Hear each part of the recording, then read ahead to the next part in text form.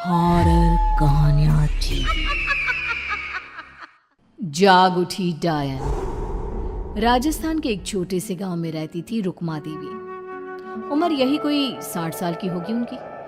गांव के लोग कहते थे कि वो औरत नहीं बल्कि डायन थी, क्योंकि शादी होते ही रुक्मा के पति की मौत हो गई और फिर धीरे धीरे उसके परिवार के सब लोग एक एक करके खत्म हो गए और साथ ही गांव में पड़ा अकाल। जमीन सूख गई, खेती सूख गई, लोग भूखे मरने लगे। रुक्मा को गांव से बाहर निकाल दिया गया और तब से वो गांव के बाहर झोपड़ी बनाकर रहने लगी। कोई भी रुक्मा के घर के आजू बाजू से गुजरता तक नहीं था। एक दिन गांव के रहने वाले रतन और उसकी पत्नी आनंदी को दूसरे गांव से आते वक्त रात हो गई और अंधेरे में रास्ता भटक के वो रुक्मा की झोपड़ी के पास जा पहुंचे। अरे आनंदी, ये क्या हो गया? हम तो रुक्मा डायन की झोपड़ी के पास आ पहुंचे। अब तो सब बुरा होगा। जल्दी जल्दी से निकल यहाँ से। हाँ जी, सही कहते हैं आप। ये डायन हमको खा जाएगी। जल्दी भागो यहाँ से।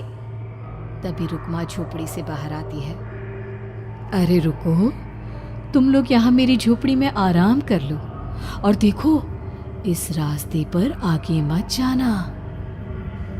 हाँ, हमें आगे जाने से इसलिए रोक रही है ना, ताकि हमें मार डाले तू।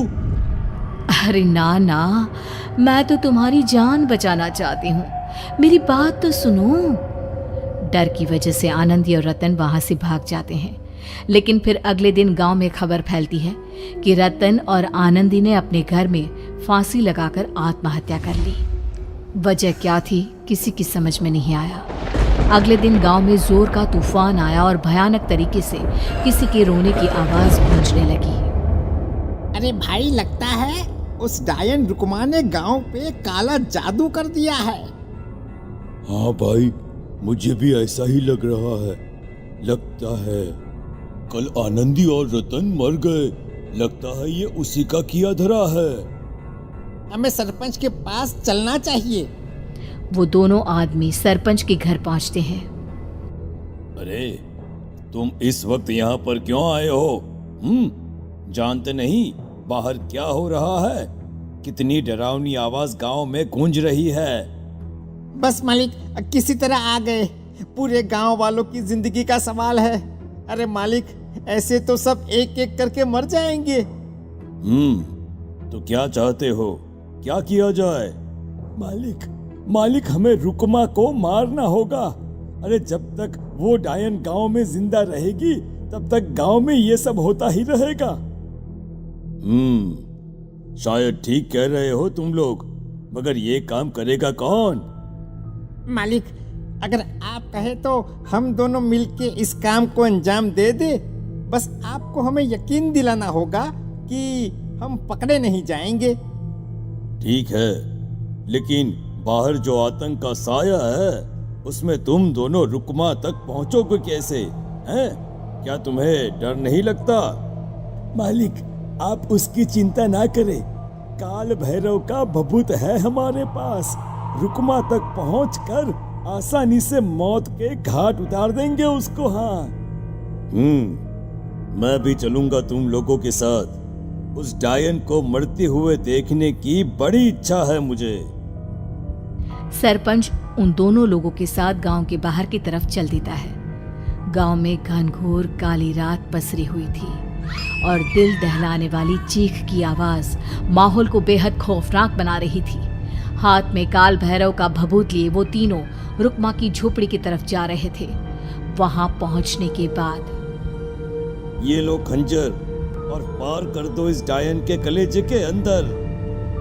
मालिक, आप बस यहीं खड़े होकर नजारा देखो, आज ना बचेगी ये। हाँ मालिक, ये भभूत अब इसकी जरूरत नहीं है। मैं इसे यहाँ पेड़ की डाली पे रख देता हूँ, लौटते वक्त हमारी रक्षा करेगा। वो दोनों आदमी चुपके से सोती हुई रुक्मा देवी के ऊपर वार करते हैं। एक जोरदार चीख से वो इलाका गूंज उठता है, लेकिन अचानक रुक्मा के शरीर से जो खून बहता है उसका रंग नीला था। ये देखकर वो दोनों आदमी डर से कांपने लगते हैं।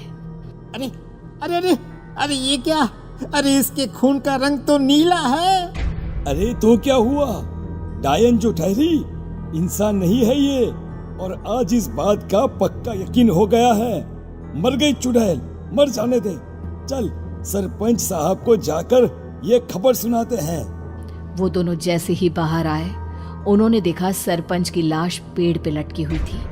ये देखकर वो दोनों डर के मारे चीखते हुए वहां से भागे, लेकिन तभी एक बेहद डरावनी औरत उनके सामने आकर खड़ी हो गई। कहाँ जा रहे हो? तुम्हें क्या लगा किसी का खून करके बच जाओगे तुम? कौन हो तुम? कौन हो?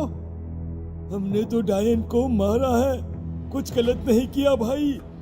वो डायन नहीं थी, वो इस गांव की रक्षा कर रही थी। तुम कौन हो?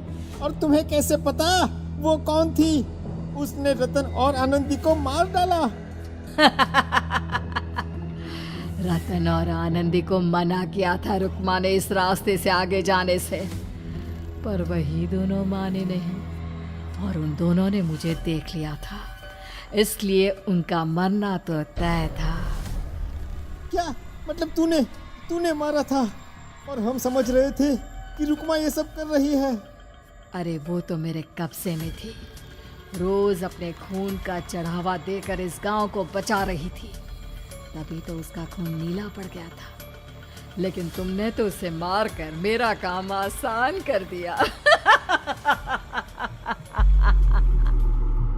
अरे नहीं नहीं, हम नहीं मानते कि ये सच है। नहीं मानते तो बताओ सरपंच कैसे मरा फिर? क्योंकि उस वक्त तो तुम लोग रुक्मा को मार रहे थे ना, जवाब दो। हाँ, बात तो सही है। इसका मतलब इसका मतलब अब तुम लोगों ने अपनी मौत को खुद दावत दी है, क्योंकि जो तुम लोगों को बचाने की कोशिश कर रही थी वो तो अब रही नहीं। अरे लेकिन कौन है वो जो हम लोगों को मारना चाहता है? आत्मा, रुक्मा के घर वालों की आत्मा। वो लोग कोई आम आदमी नहीं, खूनी भेड़िए थे, और रुक्मा ने उनका ये राज जान लिया था। रुक्मा के अंदर शक्तियां थी जिसके चलते उसने उन सबको खत्म कर दिया। क्या? अरे लेकिन पूरा गांव तो समझ रहा था कि रुक्मा अपने घर वालों को खा गई। खा रुक्मा नहीं, मैं आ गई। क्योंकि असली डायन मैं हूं, और अब कोई नहीं बचेगा इस गांव में, कोई नहीं। भागो तुम दोनों। वो दोनों आदमी पागलों की तरह भागते हुए गांव पहुंचते हैं। वहां देखते हैं कि पूरा गांव खुद की नदी बन चुका था। हर तरफ लाशें ही लाशें पड़ी थी, और रुक्मा के मरे हुए घर वाले उन लाशों को खा रहे थे। कुछ देर के बाद उन दोनों का भी वही हाल हुआ।